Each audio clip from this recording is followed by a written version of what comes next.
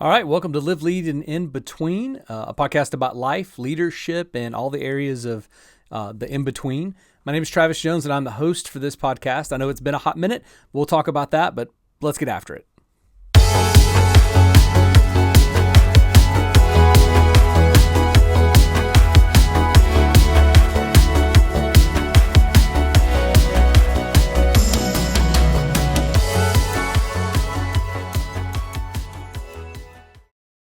Well, like I said in the intro, it has been a little bit. I think my last podcast that I put out. Well, first off, thanks for watching. Thanks for listening wherever you're listening at. Before I really get into this, but I think the last podcast I put out was in October.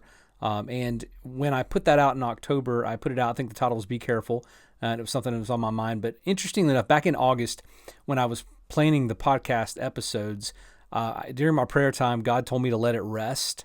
And I didn't want to do that. And so I pushed one out in October anyway. And I didn't understand why God was saying to let it rest.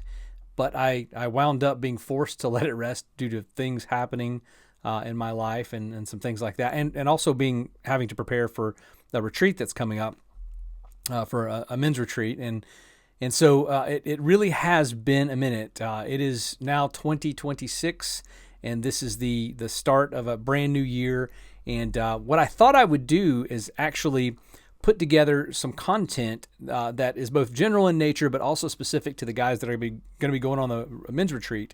I was invited to be the men's retreat speaker for this particular retreat. It happens at the end of January, and I'll put some links in the show notes or directions in the show notes if you'd like to go about where and how to register for that, because there's still open spaces available.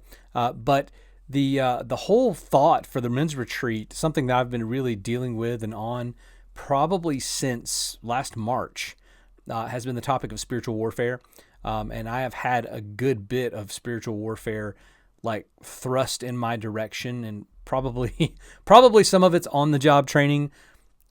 Some of the other areas of life that I've had to deal with that, may have not been on the job training, may have been just poor discipline on my part, honestly, because a lot of times we as guys think that the battles that we're facing are all spiritual and they're being done to us and all that kind of stuff. But in reality, it typically has to do with just, poor discipline on our parts. We do something, anyway. So I've been dealing with that subject matter, both on a personal level and an internal level, and an external level, since about March. And there have been little let-ups, I would say, in the season. But then during this season of God telling me to let the podcast rest, I got hit with a big whammy, and that's still working itself out right now, and it caused a little bit of stress. I won't say a little bit, a lot of bit of stress, but at any rate, there'll be probably more about that, later on as the year progresses. But so anyway, that's my excuse for not having been on here putting podcasts out and things like that, because I do love doing it. I do love the teaching aspect. I do love all the other things going on with it. And so what I thought I would do with this one, like I said, was general, and also for the men at the men's retreat that's coming up. I thought I would kind of hash out something that I did back in August. I spoke at a men's breakfast, and we talked about why the responsibility and role of a man was important, and some of the chief things that the enemy will use with men specifically to keep them from their purpose. Now, I am a believer. If you're not a believer, you just have to take this, read the Bible, number one. If you're not a believer, just to see if what I'm saying's in there and whatnot. If you are a believer, then you're going to hear a little bit of this. But as men, we have a specific role to play in creation. Adam was made first, Eve second. And what I always like to say is, when you look in Genesis, Eve was the one that was tempted with the deception. Adam was there. He wasn't tempted. He knew. He had been there prior to this whole thing. And when the enemy tempted Eve and said, "Did God really say?" Adam was present. And Adam knew that God really said. And so deception came to Eve, and Eve took and ate the fruit, the forbidden fruit, the tree of the knowledge of good and evil, because she believed that God was holding out on her. And then it says when she saw that the fruit was good and a delight, and that the tree was a delight, she ate some of its fruit. Now, in Scripture, when you hear that moment right there, you never hear right after that, and then creation fell. No, it says she ate some of the fruit and then gave some to her husband who was with her. So Adam was there the whole time. He was there standing with her while the serpent was speaking to her. So then her husband ate the fruit, and it was only after that her husband ate the fruit that both of their eyes were opened and that they knew that they were naked, it says. And they sewed fig leaves together and made loincloths to cover themselves because of their shame. So as men, there's a lot that actually falls on our shoulders as husbands, as fathers, in whatever role that we occupy in the business world. A lot falls on our shoulders. And it's always interesting to me that it wasn't until Adam actually took what he wasn't supposed to take that creation fell. And I think God actually says, because you've listened to your wife rather than me. So at any rate, there's a responsibility that guys have, that we have as men. Again, creation fell not when Eve was deceived and ate the fruit, but it was when Adam disobeyed that creation fell. The one thing, though, that we as guys do is we will a lot of times use our wives or our girlfriends or our significant others' deception about things. Or Adam used, let's just put it this way so I don't point any fingers and make people angry at me, but Adam could not use Eve's deception to justify his disobedience. And so you can translate that forward, men. You can't use her deception to justify your disobedience, because obedience is greater than sacrifice. That's what Scripture has to say about that. But when creation fell, sin entered the picture, and now you have the judgments that were placed upon man and woman, and the judgments that were placed on woman, and you can read that, and it's actually in Genesis 3:14 through 19. But really, I want to focus on the judgment that was placed on both nature and man. And here's what it says in Genesis. It says, "The very ground is cursed because of you." So one of the judgments that fell because of that Adam, the first man, was disobedient, was the ground was cursed because of him. And he says, God says, getting food from the ground will be as painful as having babies is for your wife. Now, here's the thing I know. I've never had a baby. Men can't have babies. I'm sorry if you view that in a different way, but it's not possible. But I have been present with my wife giving birth, and I've seen the pain. But I also know that medically we have come up with ways to circumvent that pain. So the one thing we haven't come up with is ways to circumvent the pain of getting food from the ground, of work for men. He says, this will be as painful as having babies is for your wife. You'll be working in pain all life long. And see, the enemy knows that there's pain involved in this. And the enemy, who was at war with a woman, turns to you and I, and as men says, I know that things are tough. How about a little distraction to take your mind off that pain? And as men, that's what we will pursue. We will pursue distractions, whether it's sex, drugs, and rock and roll. We'll try to distract ourselves from the pain. Or whether it's a hobby that we get overly involved in, we'll just simply try to distract from that pain. The reason the enemy seeks to distract us as men is that the position we occupy as a man, as a husband and as a father, is literally an affront to the enemy. Why is he outraged, you might ask? It's because the position we occupy, the role we fulfill on this side of heaven, and the place we occupy in creation is one that brings order to things. You see, we were given the task of tending the garden.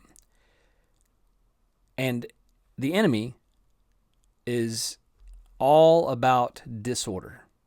His order is disorder, right?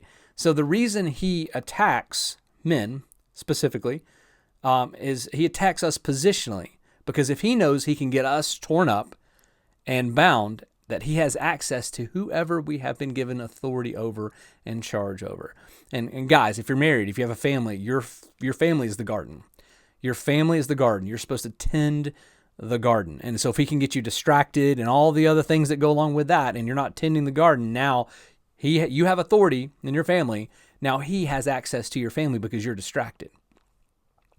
See, the enemy is dumb, but he's not stupid. He knows. He knows the things that we desire as men. James 1:14 says, temptation comes from our own evil desires, which entice and drag us away.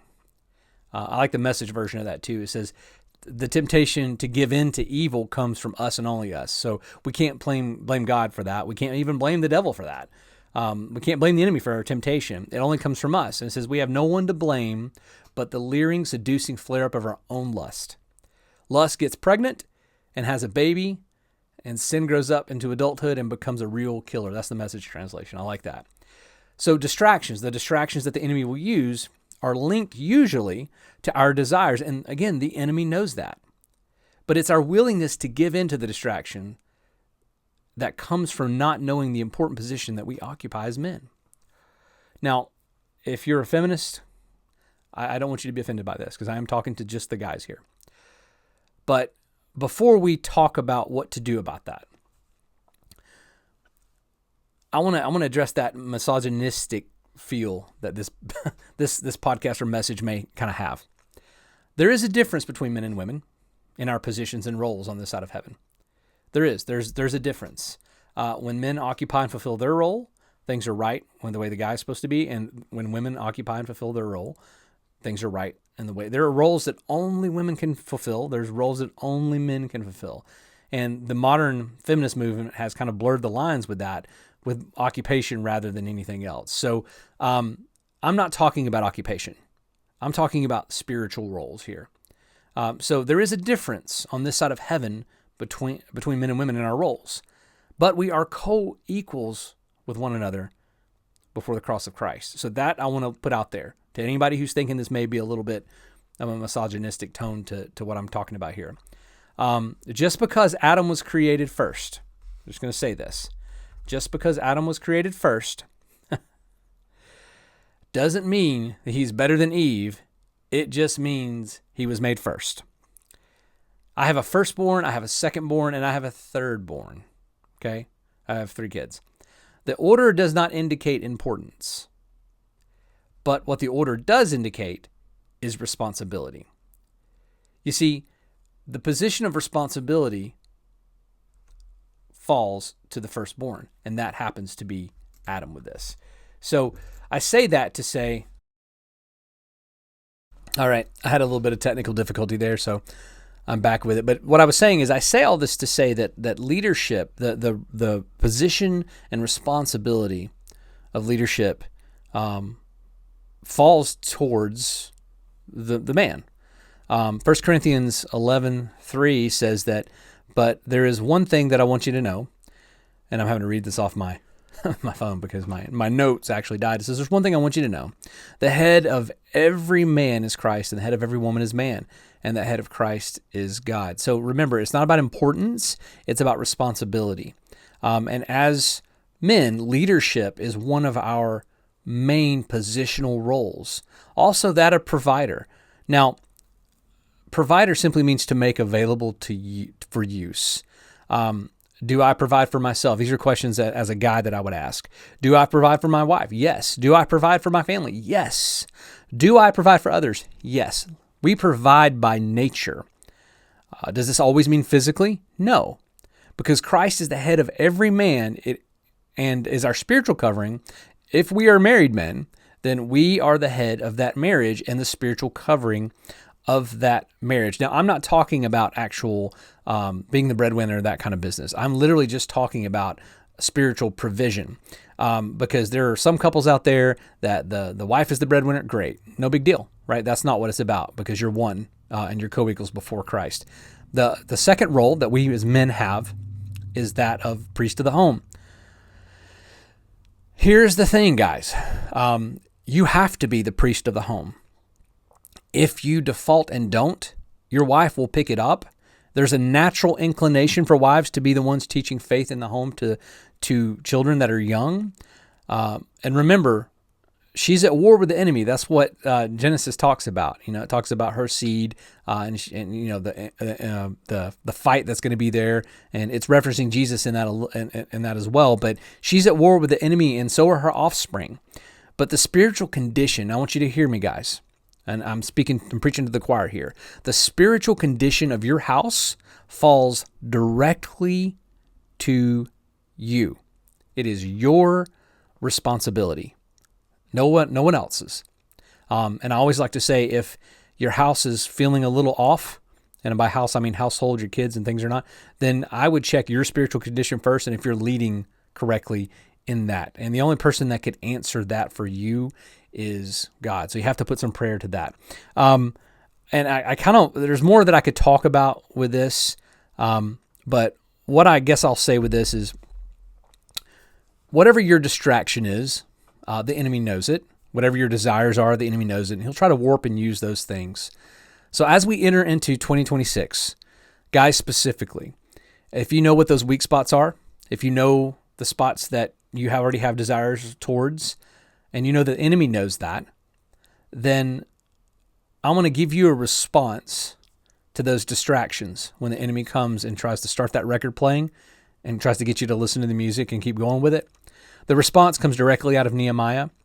Nehemiah was tasked by God with rebuilding the wall in Jerusalem, and there were some guys that weren't happy about it, and they kept trying to come and talk to him and distract him and things like that. And one time they said, hey, come down and talk to us, and Nehemiah had wisdom with that. And here was Nehemiah's response, and I'm going to read this to you so I can get it correctly here. Nehemiah's response to these guys were, he goes, I'm engaged in a great work, so I can't come. Why should I stop working to come meet with you? So anytime the enemy shows up this year, whether it's, I know, you're watching something on TV and you have a thought, hold that thought captive, anytime he shows up and wants to distract you with something, wants to take your mind off the pain of work or your relationships or things like that, I want you to respond the way that Nehemiah did. Hey, I'm engaged in a great work right now. I can't come down and talk to you. Why would I do that anyway? Like, why? Right? I have a role and a responsibility to fulfill. I have to tend the garden. So guys, I want that to be in the front of your mind this start of 2026. And if you're coming to the men's retreat, again, I'd love to see you there, and I'll put notes, or not notes, but I'll put the link for the registration and whatnot. I'd love to see you there. We're going to be talking about spiritual warfare specifically, and there's a reason that we're going to be dealing with that as well. But guys, as we start this new year, 2026, you're doing a great work. You're tending the garden. Don't let the enemy distract you from that, because his goal is to upend you so he can get authority over that which you have authority over. So with that said, this has been Live, Lead, and In Between, and I'd encourage you to lead well in every area of life that you lead in, and everywhere in between. And if you're listening to this and you are a man, lead your home well. Until next time.